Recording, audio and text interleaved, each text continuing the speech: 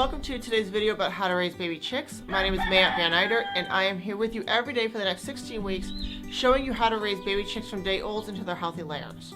I'm also the founder of the website Pampered Chicken Mama. We have a line of layer feeds and herbal treats for backyard chickens, and Chick Starter, which is the inspiration for this video series. Now, I thought a good topic for today's video is a question I get a lot, and it's how do I help my chick when they become wet and soiled?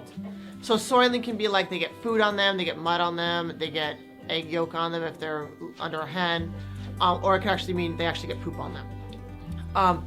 And this is something you definitely want to take care of if it happens, and the reason why is because they can get cold, and when they get cold, they'll stop eating and they can actually get hypothermia.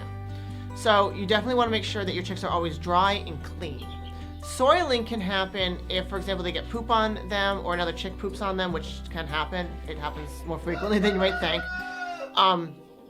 Or if, for example, they somehow get food on their down. The problem with that is that when they're wet and soiled, the down will stick to them and will prevent the down from helping keeping them warm. And nobody likes to be wet and soiled, right? So they are very unhappy about it.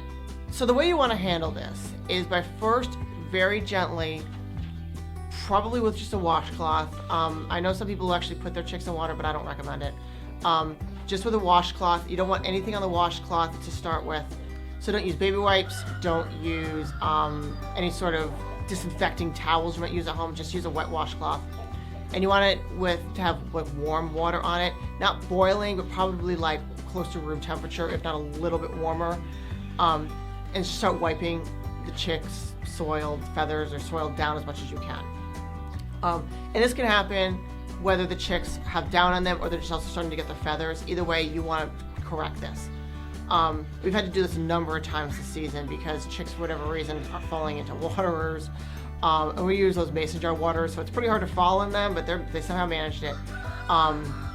Or we've had chicks that just are dust bathing and somehow get wet, and then there's dirt on them also because they were dust bathing.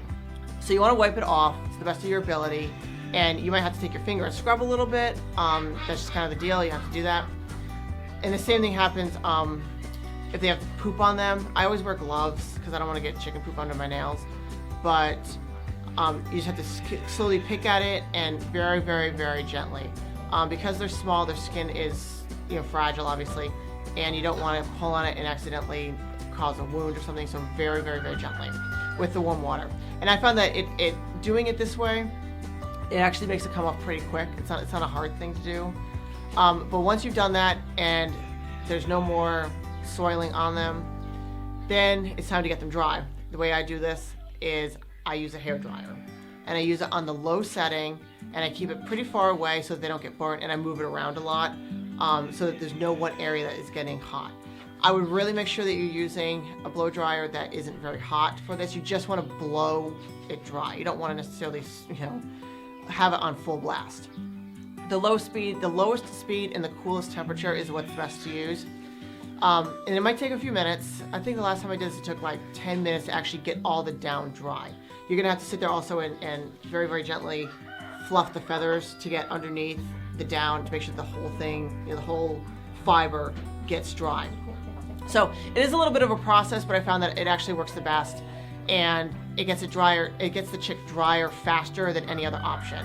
If you don't want to do that, you can try putting it under a heat lamp and just wait for it to dry naturally. It's going to take, I think, longer, and I think it's going to be more dangerous. So that's just my opinion. I use the hair dryer on the lowest setting and the coolest setting, and it goes pretty quickly. Now, you also want to make sure that you watch your chick for a few minutes just to make sure that it's not in distress, that being cold didn't somehow cause a health issue. If your chick is sort of, acting fine, and then you have to, blow it dry and clean off all the soiling, I wouldn't worry so much. If it's been wet for a while and it's colder, you might want to watch it for a bit longer and just make sure. Keep it in a warm area, provide food and water, and just keep your eye on it to make sure that it is doing well. Typically, they recover from getting wet and soiled pretty quickly. Mine have bounced back pretty quickly, but I also caught it very quickly. I didn't let them sit like that for a while. And this is especially true if you are taking care of chicks when it's cold outside and maybe it's a little bit drafty in your home. You definitely want to make sure that you get this solved as fast as possible. So in today's video, I hope you enjoyed it. We talked about how to help a baby chick that is wet and soiled, and also how to help a baby chick that's just wet. If you've enjoyed this video, please go ahead and leave me a comment below. You can also leave me a comment below with a question you have about backyard chickens. I'm happy to answer it to the best of my ability.